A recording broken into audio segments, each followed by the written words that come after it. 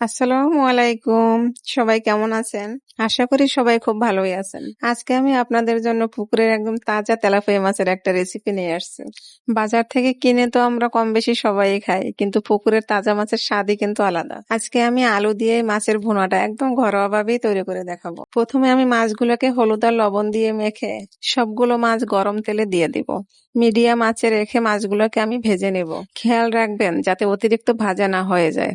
অতিরিক্ত ভেজে নিলে তখন কিন্তু মশলা ঢুকবে না মাছের ভিতরে। মাছগুলো ভাজা হতে হতে আমি আপনাদের সাথে একটু গল্প করে নিই।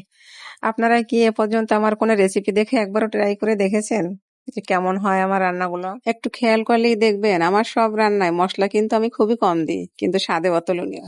মাছগুলো তুলে নিয়ে ওই একই তেলে কিন্তু আমি পেঁয়াজ কুচি দিয়ে দিলাম। পেঁয়াজগুলো যতক্ষণে না হালকা লাল হয়ে আসবে ততক্ষণ কিন্তু আমি ভেজে নেব। খেয়াল করলেই বুঝতে পারবেন, এখানেই কিন্তু একটা টিপস। অনেকেই দেখবেন ভুনা মাছে কিন্তু অনেক ধরনের বাটা মশলা দিয়ে থাকে। আমি কোনো ধরনেরই বাটা মশলা দিব না, শুধু সামান্য একটু রসুন বাটা দিব। এই সাদা বাটা রান্নাই আমার স্বাদে কিন্তু অতুলনীয়। অতিরিক্ত মশলা দিলেই যে তরকারিতে স্বাদ হয় এটা কিন্তু ভুল। আমি শুধু আপনাদের এতটুকুই বলতে পারি, আমার আজকের ভিডিও স্কিপ না করে পুরোটা দেখেন, দেখে একবার ট্রাই করেন। চলেন এবার বাকি মশলাগুলো দিয়ে নিই। এই পর্যায়ে আমি হলুদের গুঁড়ো আর লবণ দিয়ে দেব। হলুদটা আমি হালকা একটু পেঁয়াজের সাথে নেড়ে ছেড়ে কষানোর জন্য একটু পানি দিয়ে দেব। হলুদ এভাবে 2-1 সেকেন্ড নেড়ে ছেড়ে একটু ভেজে নিলে তরকারির কালারটা খুব সুন্দর আসে। কষানোর জন্য পানি দিয়ে আমি কিছুক্ষণ একটু জাল করে নেব। এরপরে আমি পরিমাণ মতো লাল মরিচের গুঁড়োটা দিয়ে দেব। লাল মরিচের গুঁড়ো আপনাদের যার যার পছন্দ মতো দিবেন, আমি একটু ঝাল যদিও বেশি খাই। এবারে মশলাটা সুন্দর করে কষিয়ে নিতে হবে। মশলাটা যত ভালো করে কষাবেন ততই কিন্তু তরকারির স্বাদ বাড়বে।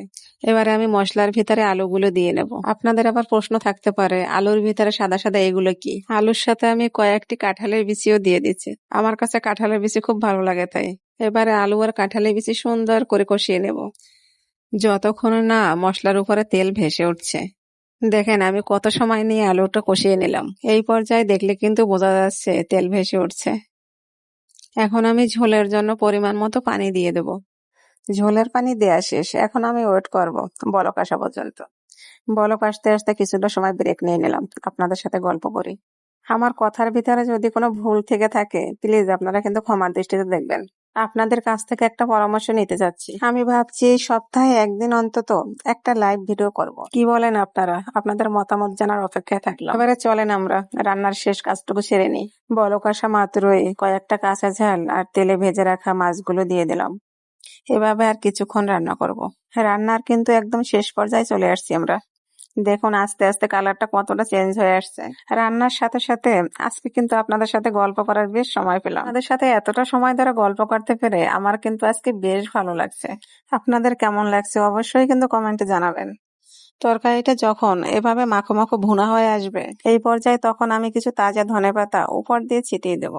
ধনেপাতা দেওয়ার পরে 2 মিনিটের বেশি আর রান্না করব না কিন্তু। ব্যাস তৈরি হয়ে গেল আমার পুকুরের তাজা তেলাপিয়া মাছের আলু দিয়ে মজাদার ভুনা। সবাইকে অসংখ্য অসংখ্য ধন্যবাদ পুরো ভিডিওটি আমার সাথে থেকে দেখার জন্য।